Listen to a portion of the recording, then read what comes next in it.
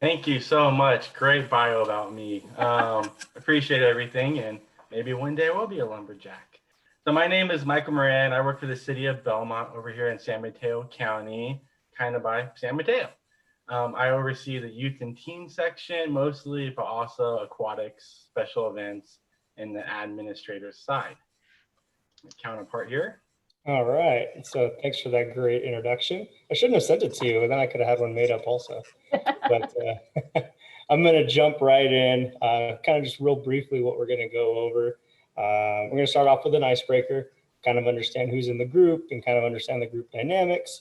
And then from there, we're going to have a little bit of a discussion about marketing, staffing, planning, and hosting camp during a pandemic. And then lastly, we're going to break out into breakout rooms and kind of have a little bit more of an interactive chat to kind of wrap everything up. So to get started, let me go ahead and pull up the, oops, sorry about that. So my tech skills, by the way, before we get started, they're a little hit or miss. But if everyone could pull up this on their web browser here, it's pollev.com/San Ramon. And there's 3 quick questions. If you could answer those, we're going to go ahead and take like a minute to a minute and a half to answer them. Just going to give us an idea of who's in the room, what kind of camps you guys hosted this summer. And then that way, Michael and I can use that a little bit as we speak. And then also you can also know who is in the room with us.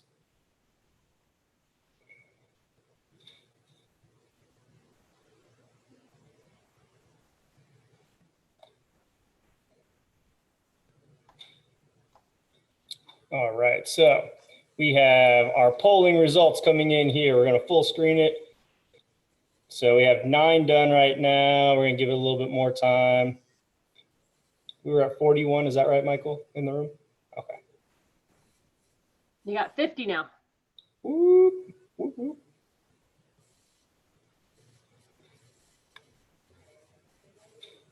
Looks like about 10 more to go. Yep. And this is a really cool icebreaker, by the way, if you wanted to do this with your staff, during orientation or trainings, just to kind of gauge who's in the group. You can ask funny and silly questions too, kind of as you go through it.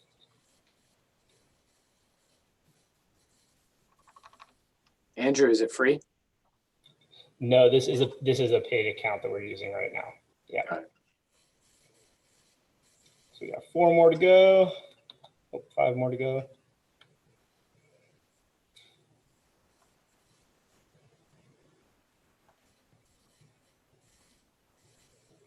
All right, so I'm going to go to our first one here, and this is going to talk just a little bit about who is in the group.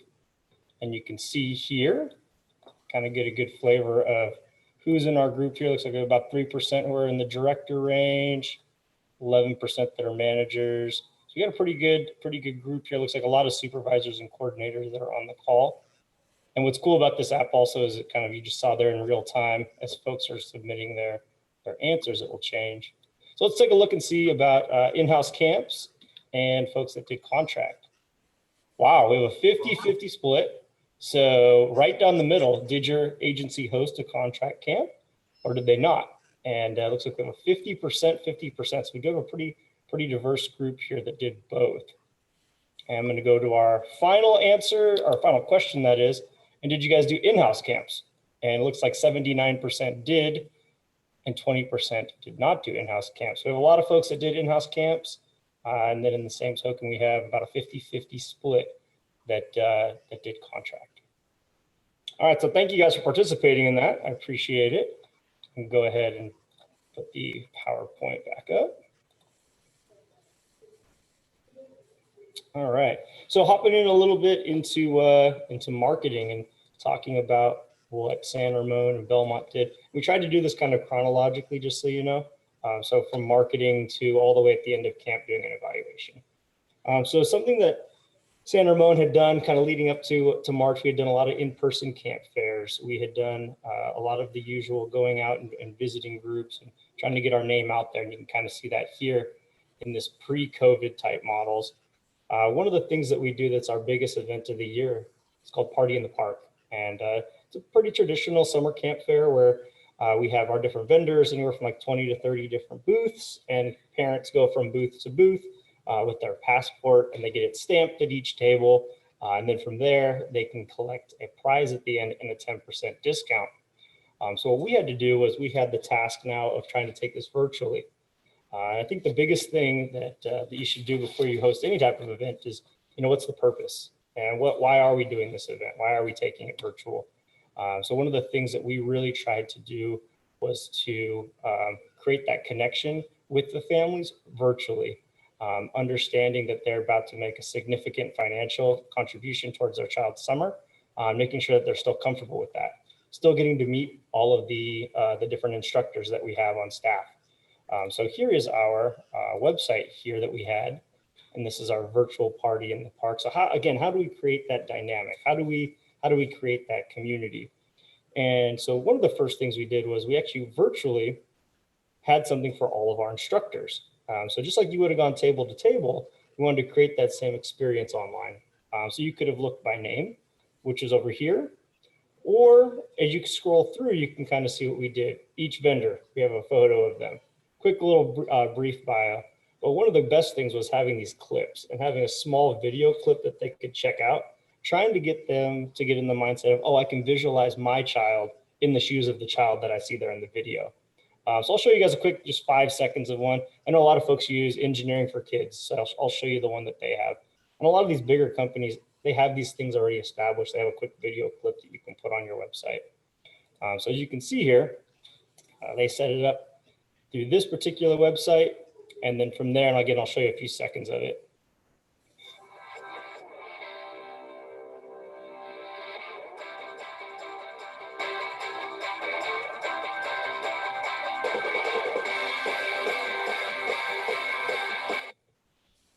So again, just going back to really making sure that we have, something for the families to see, make sure that they feel comfortable with these instructors the best that we can virtually.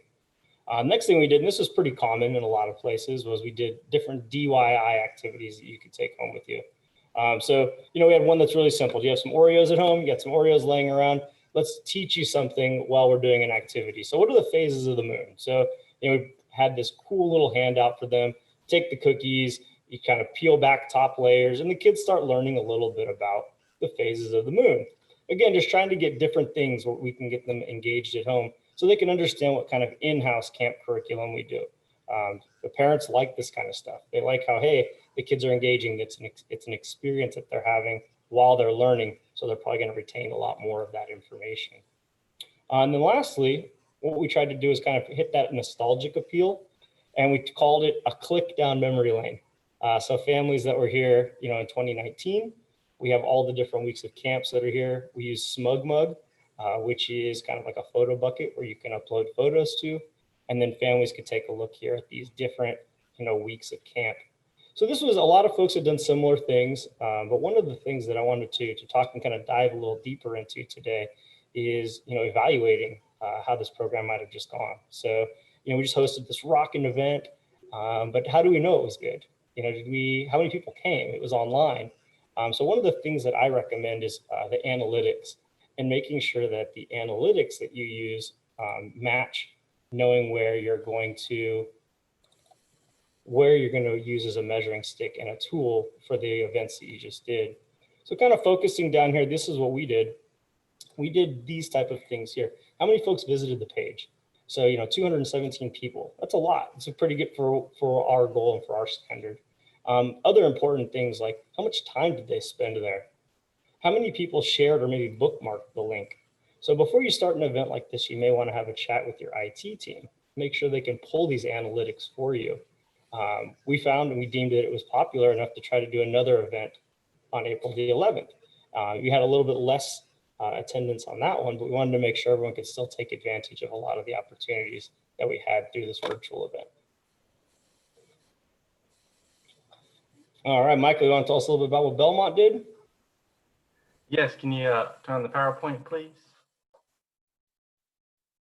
So Belmont is about a population of 30,000. So we're a small city, but we're surrounded by so many other cities. We do get a lot of non-residents. On the left side of the screen here, you can see this is our typical mailer that we send out every year in January. It says our camp name, our in-house camp name, which is Camp SOAR. when the registration opens, when they can get the 10% off discount. And that's what we did in January because we didn't know about COVID. In early March, we had about 600 signups for our in-house camp only, which we were already 200 plus from the previous year. We're on track to do a really nice summer, getting ready to sell out. And then obviously the pandemic came, and what we did here at Belmont, a little bit different strategy is we decided to stop all enrollments, stop all refund requests, stop all cancellations, everything until further notice. And then around early April, we told our participants, we will give you a credit on account only, which was over $200,000 in total to your active net account. And this will happen on May 29th, so the end of May, and you can request a refund July 1st for a 2-month time span. July 1st for us, as many of you guys, a new budget year, we can allocate some money. And then when we told the families this, we told them the following day, May 30th, which was a Saturday, we were open Camp 2.0. And this allowed the families, you can kind of see on the right side of your screen there, that was our one and only advertisement we did, because this allowed the families to pick what room they wanted with their friends, so we didn't have to micromanage room switches or requests, and it made them feel comfortable. And we saw actually about 60% of the families did sign up for Camp 2.0, and about 30% actually requested refunds. Our in-house camp, the reason why we decided to advertise too much, because we only had about 20 spaces left by that first week of registration. So a lot of high demand. We decided let's not go ahead and advertise too much so we can learn what we're doing. It was not a hard advertisement push on our end, but we were able to serve. And our specialized camps, we did a few more advertisements for them, and we served about 750 youth in person over 9 weeks for the contract camps, and about 200 for an in-house camp this summer. All right, so that was Belmont's marketing. I'm pretty slim on this one because we didn't really market too much. Go ahead, Andrew. Okay, there we go, off of mute. So now we're going to hop into a little bit about staff recruiting and training. So what we did was we had to take a much different approach this year. In the past, when we did our hiring, we have a group setting where we have a group of candidates come in all at once. We're leading activities, singing songs. We want to see how they do in a group setting, right? Well, this go around, due to COVID, we had to actually transition on to Zoom and do one-on-one interviews, panel interviews over Zoom. Not the best. I would definitely recommend doing it the same way that we had it before. But there are some takeaways that I did find through here that I would like to continue on as we move out of COVID. And so the first part is through our staff training. We typically just meet three to 4 days in person. This was pre-COVID, but now that we had these restrictions on us, we decided to transition into kind of a 3-tiered approach. The first one, a lot of agencies did this, was here over Zoom. And you got packing 60, 70 staff into a Zoom call and doing some of that. Now there was some positive takeaways from this. One, you can record it, which is great. You can record it for anyone that might get hired later in the season, maybe someone that might have missed that day of training. The only negative with those recordings, for those who did it, I'm sure you guys know as well, is the file size is so large. So sometimes transferring that data over to someone else, if you have a 3-hour Zoom meeting, for example, that's recorded, it's a very large file. So trying to have a game plan for that if you are going to have others view that recording, and how exactly you're going to give them that information. I think one of the other things that was really great that could potentially transition once we get out of COVID is blended learning. We use target solutions. So for those who are familiar with aquatics, blended learning, you do a portion of the learning at home on your own. And we did pay our staff for that time. And then afterwards, once you're in person with the instructor, you can really focus on the meat and potatoes of the training. So we utilized target solutions down here. And what we did was we created a checklist. And I'm happy to share this if anyone wants to see it. But basically, this is our employee training checklist. And what you can see here is what we actually decided to transition over to Target Solutions.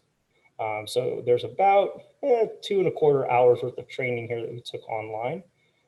And what we did was we actually did a beta group before we started this. So we had 6 rec leaders take the mandated reporter, for example, and we averaged their completed times. And we said, okay, 30 minutes is the average time of all 6 of them. That's what we're going to have as our dedicated time to pay each staff member from home. Of course, there's some extenuating circumstances and things like that. But for the most part, we knew each one of these was going to be these times based on those first 6 who had done it, averaged their time, and kind of gave us that good sample size that we needed.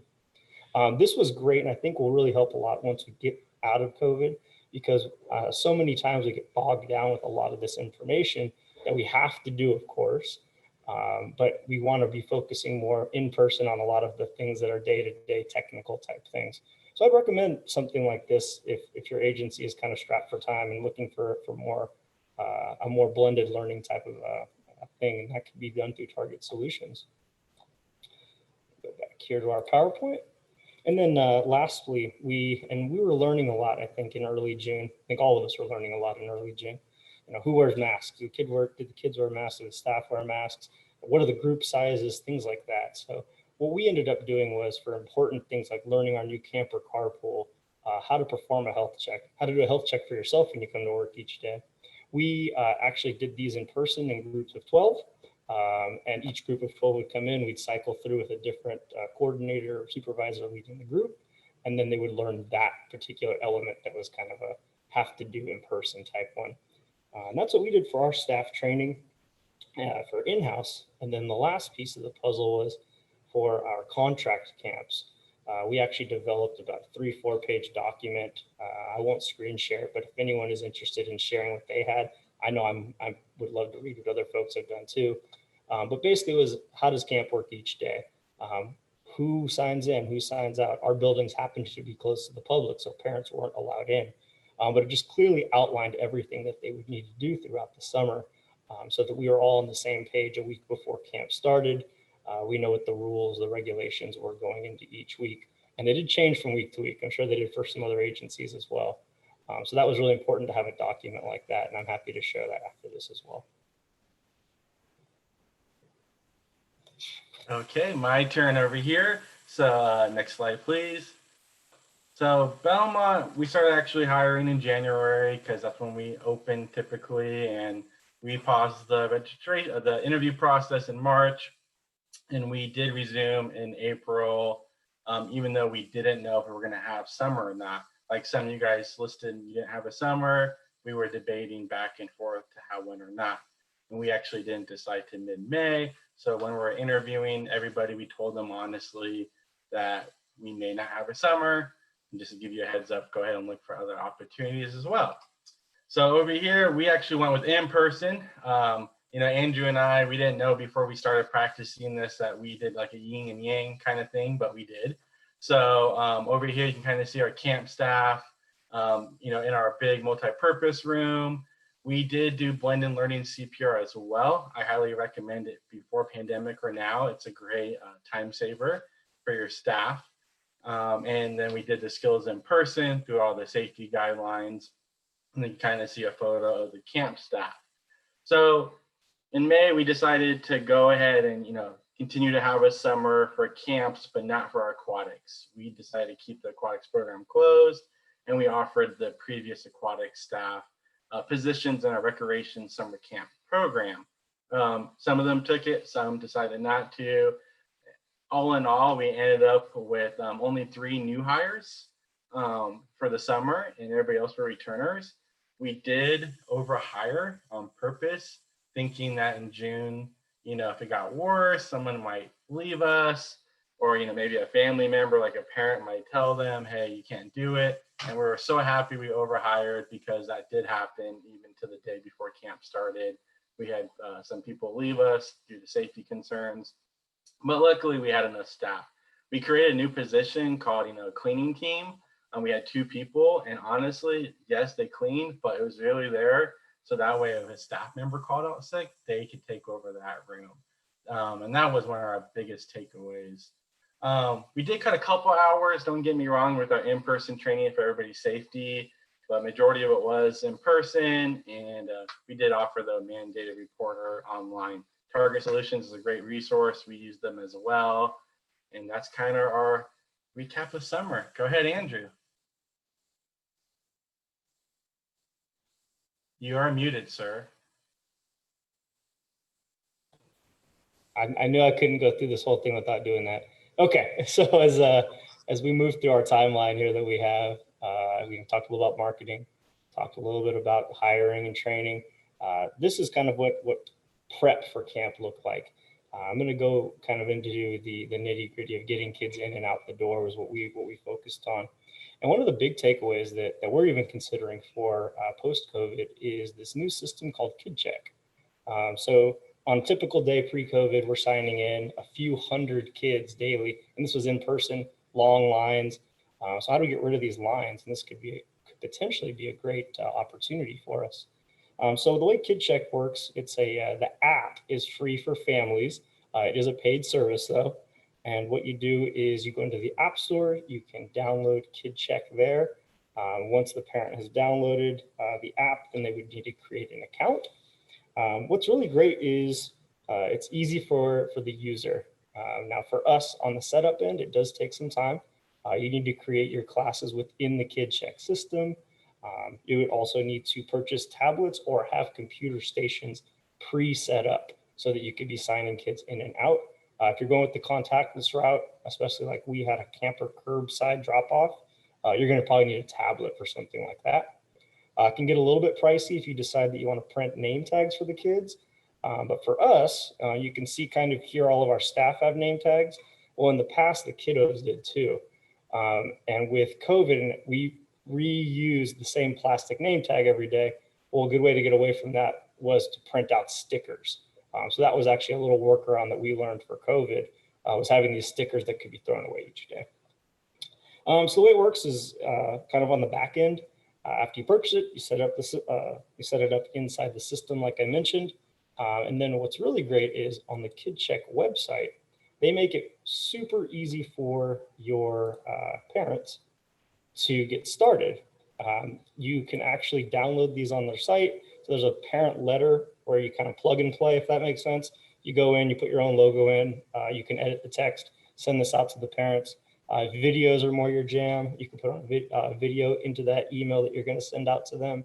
But this was very, very easy. Also, as a parent, if they did sign up, maybe they pulled up to carpool and they hadn't created their account. It was as easy as going to park your car, and under 5 minutes, it was already created and you're ready to rock and roll. One of the things that we did kind of find through KidCheck also was that we could easily get large numbers of campers in and out. It's as simple as the parent on the first day coming up, and we ask them for their phone number. They provide the phone number, their account pops up. And then from there, once the account pops up, we just check them in. Now you're probably wanting to ask a little bit more about things like checkout, because photo IDs and actual signatures. And what was great about with this particular app was the parent actually takes their photo and uploads it onto their account. So you can upload, have multiple folks in there with their photos. And then when they come to pick up, if they want an extra layer of security, they can actually put a PIN. So kind of think like your ATM card, they have a PIN. They tell you the PIN, the photo matches, and then from there we release the child to them, which is great. But one last thing I just want to kind of touch on that was really cool with KidCheck and this kind of attention to detail. You can see there's a little seahorse here, but actually on the week of the camper's birthday, so for that whole week, it's going to put a birthday cake there for them. So it's really great, kind of make the kiddos feel special. It's their birthday, the staff knows it's their birthday. We do, the kids. So I thought that was kind of neat as well. You can make this kind of stuff as detailed as you like. And for us, it was a great experience that hopefully we can transfer in to the post-COVID scene. There's just some photos there of our camper carpool that we did. Well, Belmont doesn't have San Ramon money, so we didn't use KidCheck. We went the paper and pen route, like some hopefully. But when we're preparing for summer, the question was, what does summer look like? No one knew. So, we decided to make an FAQ, a special FAQ that was COVID-19 specific for questions. And we use this to help our staff actually as a guideline for parent questions. So we wrote it in a way, and I can provide it if you email me. If a parent asks a question, they can just look at the FAQ, but we also did provide it to the families. No one really opened it probably. Due to the special, requirements, we had to split the camp to 2 sites about a mile apart, same camp, different age groups. We have our old community center. It's 71 years strong right now. And so we had to make sure that the family dropping off child 1 at one site and child 2 at the other site had the same experience and got the same kind of Q&A. And, a lot of our staff are between 15 and 22, and just, they get that 1 week of training. And for some reason, week 1 is always the hardest with the most signups, historically at least. And we just wanted to ensure that it was consistent. So we went with the binder way when they registered. It was a touchless experience through ActiveNet. And they had to sign a little extra waiver saying our staff will sign your child in and out.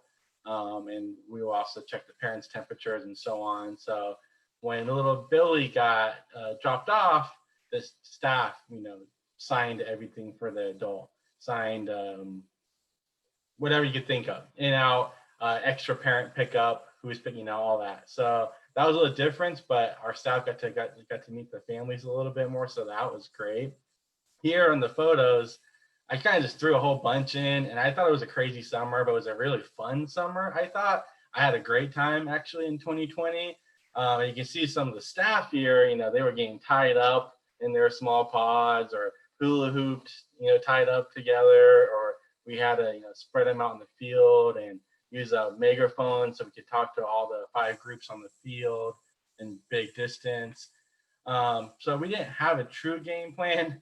But we made it up as we went, especially after the first week. And I know it's hard probably to see on your end, but like our Monday schedule is on that whiteboard, and we just broke it up every 30 minutes. And we started doing this more for the children, and we saw they really liked it.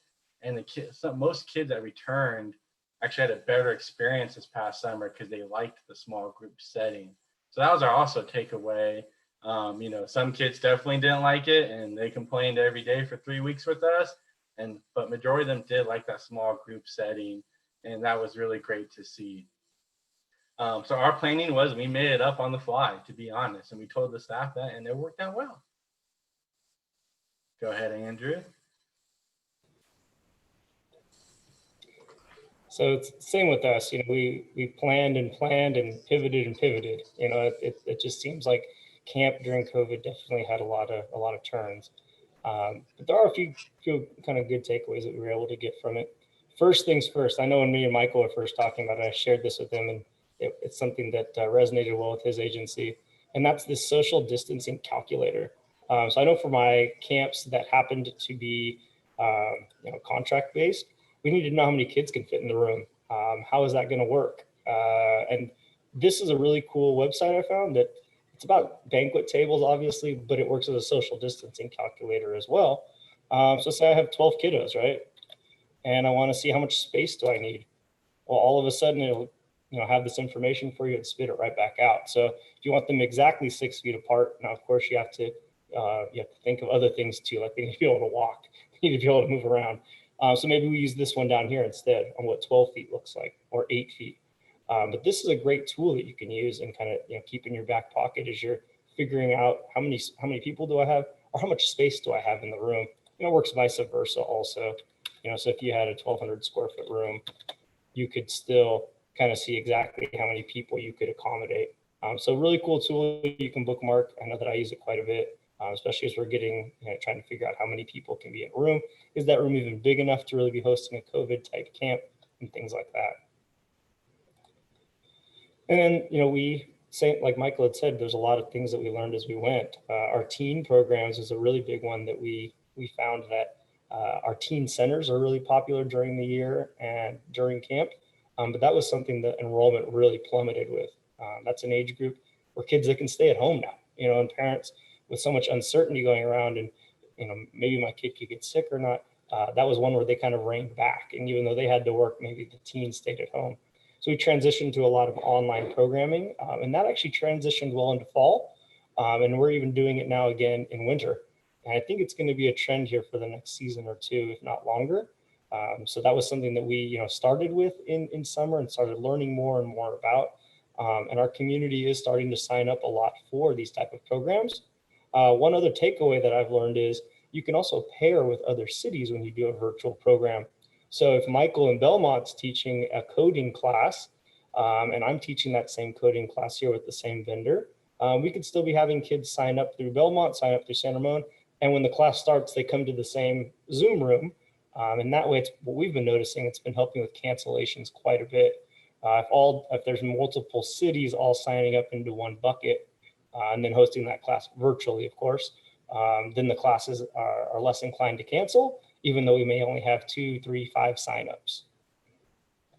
Then just other things, kind of thinking outside the box. You don't need to blow bubbles like in a traditional way. The wind can help you with that. Do you have a ball of yarn and a bunch of equipment? You can set this up and create a really cool laser maze for kids to do it. They aren't supposed to be touching each other or the equipment. Great. Don't touch the lasers that are going through here. And you make it fun. You make activities for them based on those kind of things. Other things too, just being really cognizant. You can see this participant here is wearing a mask because she's waiting to hop onto the court for the next drill, whereas the participant here is not wearing a mask because he's actively engaging in the tennis game right now. So just those little things that we kind of took, each step of the way, and it didn't happen overnight, but it's something that we learned and through experiences and exercises like this, kind of learning from other cities as well. Great. So very similar to most of you guys, I won't really talk about our in-house camp. We had 12 kids or less, temperature checks, social bubbles. Pretty much everybody had this over here. In the beginning of the summer, our campers did not have to wear face coverings outside. And then, we slowly made our way to that 100%. So I kind of just do a collage of photos here to talk a little bit about what we did. This is all our in-house camp photos. One thing we did is supply kits for each camper, and they got to keep it, and they made little bags. You kind of see in the bottom right corner, there's a camper that made his own bag, and he happened to put BLM on it, which is great. Some campers that were with us for all 9 weeks, which you can see the ones kind of on the bottom climbing over tables now and laying down planking or whatever. 9 weeks with us with social distancing, they got a little crazy, but all in all, it was great. For our contract camps, we did a little different than San Ramon, is that we actually had them, do all the health screenings and provide all the hand sanitizer and the thermometers. And they had to sign a contract in May before we would advertise their program. We did in-person and virtual, and like Andrew mentioned, I'm always happy to pair up with anybody. But pairing up with your neighboring city or some city is great. So that way you don't cancel a class. We saw in April, May, our virtual classes were really high. And then in June, July, August, they went down. But now they're kind of in the middle. But I definitely recommend pairing up with another camp. I'm looking for a partner for esports, by the way, if you like, soccer and all that. Over here in Belmont, because of San Mateo County, we couldn't have CITs. I believe San Ramon did at the very end. Correct me if I'm wrong, Andrew. But we wish we did. We hope to bring them back next year because we don't have them. That's how you usually get your staff. It's a great feeder program. One of my favorite mentoring chip programs out there. And that's pretty much overall. Andrew and I on purpose went fast for this part so we could break you guys up. You get the next slide, Andrew. Thank you. So we're going to encourage you guys to participate. Andrew and I have some questions for you guys, and we want to hear from you. Some of you guys did not have camps. Some did. It was 50-50 in-house. And, if you can, turn on your microphone and camera, great. If you can't, I understand. But we really encourage you to be interactive so we can learn from each other. After the 10-minute breakout session, which I'm trying to type as I talk, so I apologize, I'm all over the place. We're going to come back and recap what we learned from other agencies and some highlights. Maybe there's some other programs. I saw Stephanie did the same program as Andrew, and we'd love to hear from you guys, and we'll recap it and tell you our takeaways from the summer and how what we're doing for 2021. So I'm going to go ahead and enable the rooms now. Give me 1 second.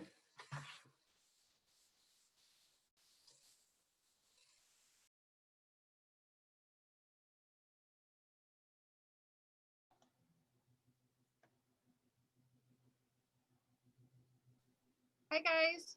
Hello, everyone. Hello. Sorry, it took me a moment there. I see some great folks on this call and some CPRS state board members as well. But if anybody would like to unmute and talk right now, we can just do like open right here if you want to say your takeaway or something you learned or something that has helped you in the past summer, or why you decided not to have summer, and kind of what happened during that time. Would anybody like to go? I think Brandy would like to go. Maybe not. You can just unmute. Mike, I'll jump in real quick. So I'm definitely far south from you all, but we had all of our camps. We did swim lessons one-on-one, so private only. We did have water aerobics spaced out, but with the camp specifically,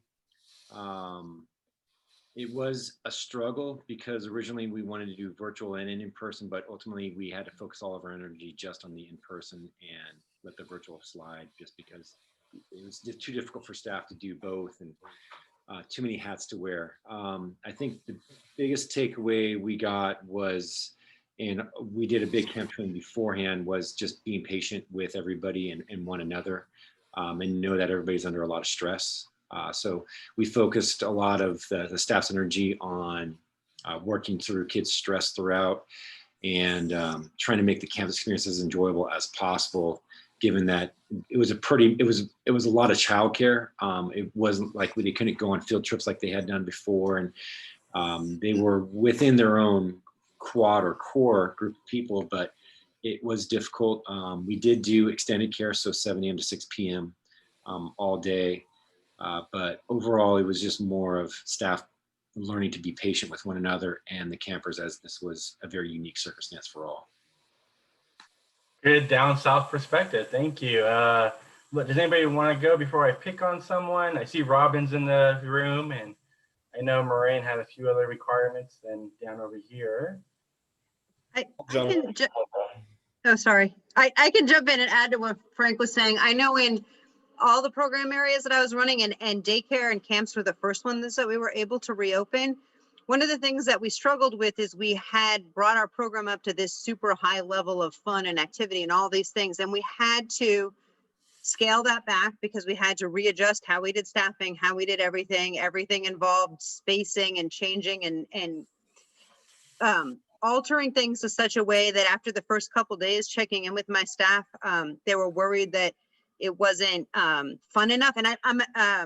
And what we kind of said is like, hey, we were putting out A quality work, but right now B quality work might be all that these kids get. And it's not that we're not working hard, but it's just that we don't have the experience to run this at that level that we're used to. And we had to learn to accept that our hard work wasn't going to look as perfect as we were used to it working, and be very forgiving with ourselves. And I think once we came to that conclusion, we were able to just keep on accepting the best we could do as acceptable. I'll second what Becky just said. For Mission Oaks, we had a very similar struggle with kids kind of complaining about things not being as fun as they were previous summers. So we kind of had to sit back and let our staff let the kids lead in what they wanted in their small groups. So if it was more music and dance time and crafts, it was more of that and less of the games, because the games weren't quite as fun when there's only 8 to 10 people in a group. So that was one of our big takeaways, is kind of let the kids lead you. And if they're enjoying themselves at the end of the day, at least they had a good day, even if we were struggling throughout it. Yeah, I'll second that too. I think our staff, one of the biggest things we learned was our staff like taking ownership a little bit more so than in the past. But kind of being creative and having fun with it was really cool to watch. All the fun things they were able to adapt, because it definitely looked different from past years for us in Lafayette. And I think the other big thing we learned too was just how valuable our resources that we have are, like at the community center, how many different rooms and how many different spaces, and looking at a room differently. A meeting room turned into a camp space now, and things like that. So that, I think we opened our minds a little bit more, and I think we learned a lot and going forward for that. Great, I agree. Anybody else? Anybody not do a camp? Or did you get reassigned? So we found, we all wear a lot of hats, but this summer we definitely had to put people into a camp setting that usually works in aquatics or preschool or something. Anybody change the hat? I'll chime in again. Because our camps were the first thing to open, we actually put everybody in camps. So we put our sports people in camps, special interest aquatics, and then as the other programs opened, those people actually were used to now the protocol that we established in camp, and then we're able to carry it over. So basically, we laid off, as everybody did, a ton of part-timers, and our full-timers, to keep them employed, we just put them all in camps, taking temperatures, running whatever program they could, doing crafts. And then we even took our park scheduler and put her in camps too. And then we started to take people back out. And once we did, working in camps gave them the kind of fundamentals of COVID checking, which helped the other programs get off the ground quickly as well. So it worked out well for us, and we did it. Great. I'm gonna put Robin on the spot. I see you. I've known Robin for about 15 years, so.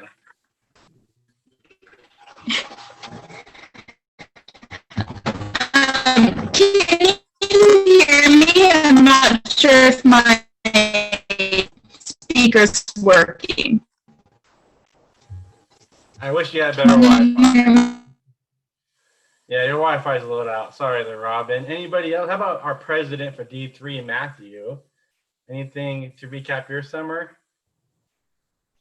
Well, actually, Devin, who's on the call, is the one who oversees our day camp program for the city of Concord. So she put her on the spot and tell you she'd probably be better to talk. We did run a swim camp here at the facility. I think that the challenging part for us in Contra Costa was the numbers that were in a group, and the time periods they had to stay together were sort of constantly in flux. So we went from like 12 to 14 to 4 weeks to 3 weeks, and you'd get material out, and all of a sudden it was changing rapidly again. But we did do a swim camp here for 2 weeks with 14 kids. The moment we released it, I think it filled faster than we could build them. Parents were looking for stuff for their kids to do. And the only real rec swim we had here was Devin's day camps coming to the pool on a regular basis. She actually converted our old pool snack bar into a camp space. So you guys talk about getting creative with spacing. Like, she turned our old snack bar into a camp space, but I'll let her talk about her program. So we were kind of lucky because we're based in a park anyways. So we were outdoor most of the time. We had 4 cohorts running, and we ran for 8 weeks. So we just divided it up into 2 sessions. We gave the people who are enrolled first priority registration. So we keep the cohorts as like the same amount of kids as possible. And I mean, yeah, it was really hard. The kids were getting bored pretty fast. My staff was used to going on a mini field trip and a larger field trip during the week. So filling that time and being like having to plan activities all the time was definitely getting hard, especially for the older kids, because the younger ones you can pretty much entertain with like a stick and some dirt, but the older ones are like, they need to be like, it has to be very interactive and it has to be really fun. So we the staff ended up making like lots of scavenger hunts, and they would spend hours planning it, and then the kids would run through it in 30 minutes, and then they're like, okay, I guess we're gonna draw for another hour. It was things that like we thought would take a lot longer, didn't, and activities that were like, okay, this is gonna take 20 minutes, like they ended up dragging it out, and I was like, just let them drag it out as long as they want. And I forget who said it, but letting the kids pick what they want to do was really helpful too. Like, we would plan all these things, and then especially the older kids were like, we want to play Peter Pan today. And we were like, okay, that's fine. You can play Peter Pan. I don't know what game that is, but we will just make sure that no one hits each other. And as long as you survive at the end of the day, it's a good day. So. Great. Thank you for sharing. Looks like we only have 5 seconds left, so we'll go back to the main room, but thank you all for sharing.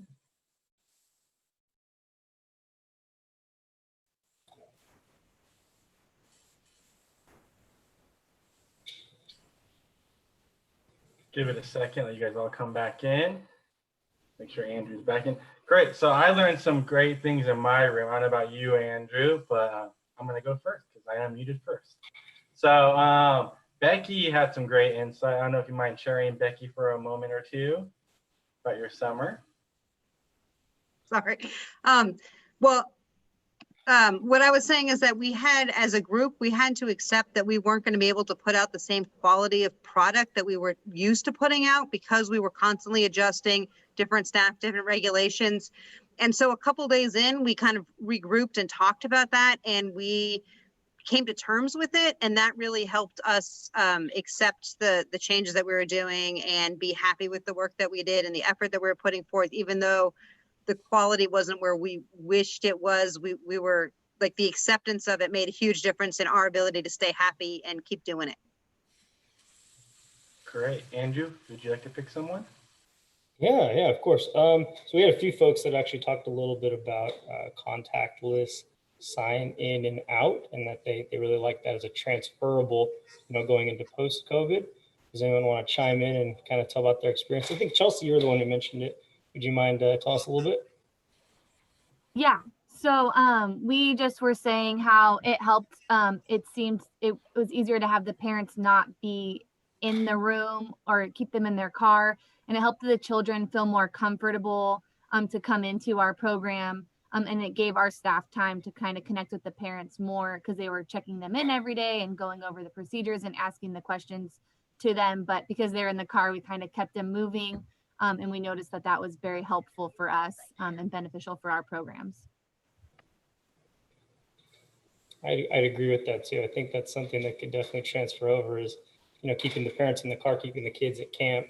Someone had mentioned about, like that separation anxiety piece that comes in for kids on the first day. It would really help break that down a little bit too. And I think that's something that could definitely transfer over post-COVID. I was going to pick on Steven next, if you don't mind sharing. Especially, I just noticed your Facebook logo background. That's pretty funny.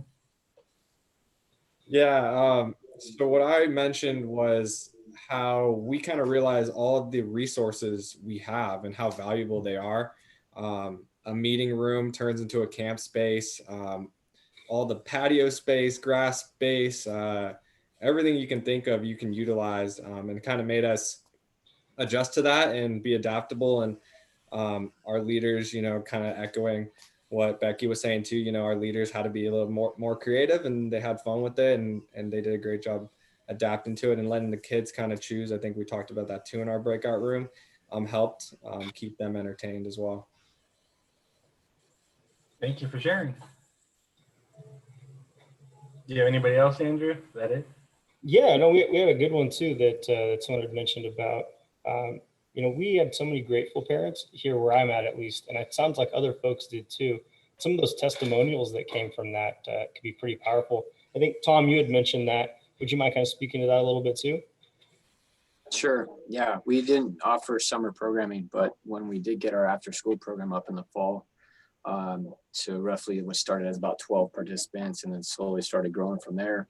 Just the impacts of the conversations we were having with parents and the excitement that they had to have their kids be engaged with other kids and for them doing something and for us being able to provide something for them as an outlet as they were doing their distance learning in the morning and then transitioning to us for some recreation activities in the afternoon. They were just so appreciative. And so, through just conversations, we were getting what they were saying and some of the key phrases they were using, and then putting that into some reports to either giving that to our director or giving that to our commission, just so they can see the impacts that we were having as we were going through it. And it's just something we continued. And every single time a commissioner would say, I love reading that. And then we started adding pictures to those same testimonials, and it was like just a great playbook that they were seeing. And our city manager even saw it, really appreciated it as well, because she just didn't know, and it was good to give her that 411. Thank you for sharing, Tom. Man, having Tom and Frank on this is great. Thank you both for supporting. So we are going to talk about takeaways, unless anybody here wanted to mention something or wanted to be heard. Yes, Vincent, you can turn on your video and say that. You always have great backgrounds. You're laughing. That's it. So we want to go to our takeaways, and I'm going to let Andrew go first. But one thing I was going to mention that I forgot is we actually have more children right now in our system, or in person, I should say, than we did for summer per day.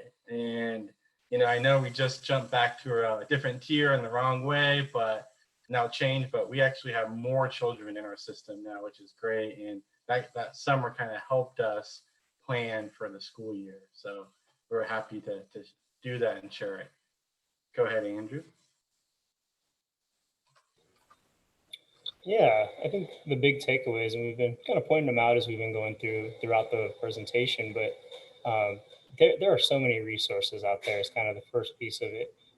Just being in this room right now and knowing who's on the call and what are some ideas that are being thrown around. And maybe it's not even a good idea, but maybe there's 10 ideas that get thrown out. And even if you get one of the 10, it's a success, you know, and that's a lot of times working with other agencies, working with other people, networking is a great way to really start understanding a lot of a big complex problem like we have. So we talked about some pretty cool things that could potentially be transferable. We talked about contactless sign in and sign out a lot. Things like if you want to use an automated system like ActiveNet or KidCheck or ePack or one of those, you know, I recommend checking it out. Some of them are expensive, but again, just being knowledgeable in those areas is very helpful. You know, potentially doing something like a camper carpool drop off where the parents do stay in the car and the building is only for the campers. You know, we talked a little bit about that. And I think that's something that as we keep talking, more and more people see the benefits of that as well. And then also we talked about virtual marketing methods, and not just the methods, but, you know, how can we really gauge this? What's the measuring tool for it? So how do we, you know, analyze those analytics that could possibly come in as well? And then the blended learning, I think, is another big takeaway that we're looking at to continue on as well, because you can really, even if everyone is allowed in the same room in a huge group, it's good to have some of those things kind of knocked out at home on your own. And then when they come in, you can really focus on the meat and potatoes of what you want to teach them. So those are the big takeaways our agency took from it. How about Belmont? Yeah, I mentioned some, but majority of the campers did appreciate the smaller groups. So that's something that we might consider after pandemic's over and all that is offering. Maybe 110 kids in one room isn't the best for some. So that's what we typically do. And also field trips. You know, some parents actually did like that we didn't go to the big field trips like Great America and stuff. And it saves me a lot of money. So, okay, maybe I'll do that. And make it an optional thing, and then have camp in person as well. Because previously we said you either go to the field trip or you stay home. So now we're going to probably go the route, pay additional fee for the field trip or stay at camp property. Over hiring for staff, I highly recommend it. I know one sitting next to me had 17 staff calling sick one day. That's out of 40 staff. And that was the first week of camp. So that wasn't fun for that city next to me. And then also just feel free to be creative. Doesn't hurt to try stuff and ask your families. We ask the children all the time what they wanted to do instead of planning out the week before. And that seemed to work well. And themes are important and I highly recommend it. Last but not least, I can order porta potties like a pro now. So, you know, if you need help with that, let me know. I get you pretty easy these days. So I definitely order a lot of bathrooms. Andrew, am I forgetting anything? I think that's just about it. 2021. Yeah, so we're still talking about 2021. We got 2 minutes. I'm going to go quick. I apologize. So we decided as a city not to, typically, like I said, January. We're going to wait to April or May to start advertising, and that's when we'll start planning as well. We just don't know what's going to happen. we're saying for our contractors, they're constantly emailing, asking for to open registration, but we're gonna wait. And we're probably gonna go to a school site instead of our community center site due to bathrooms. That was the hardest thing for us, having 2 bathrooms and 350 plus kids. A lot of cleaning there, but probably gonna do that. And that's about it for 2021. What about you, Andrew? No plans just yet for 2021. We're in the budget process though. You want to share our contact info? That's all we have. I hope you guys liked it. First time we've done Zoom like most of you guys. We kind of made it up as we went. If you have any questions, we're always here 24/7 pretty much these days because I work from home. And yeah, Andrew, do you want to share your the contact slide, please? Oh, I thought I was already sharing it. I apologize. Let me No go ahead and worries. do that. I apologize. Thank you guys for everything. If you give us 1-star reviews, it's okay. I'm used to it. I would like 5. I have put the links for the evaluation in the chat box for everybody. So please do take the time to fill one out. There's a link for if you want CEUs and one if you don't. I have been recording this and will attempt to get it loaded to the appropriate place so that everybody will be able to access it later. But this is also the end of day 1 of CARES. So for anybody who helped get this thing up and running, let's give them a round of applause or snaps, however you want to go about doing it. It's been a good day, I think. So thank you everybody for joining. Thank you. Happy Monday. Have a great day. All right, guys, have a good one. Thank you for joining us.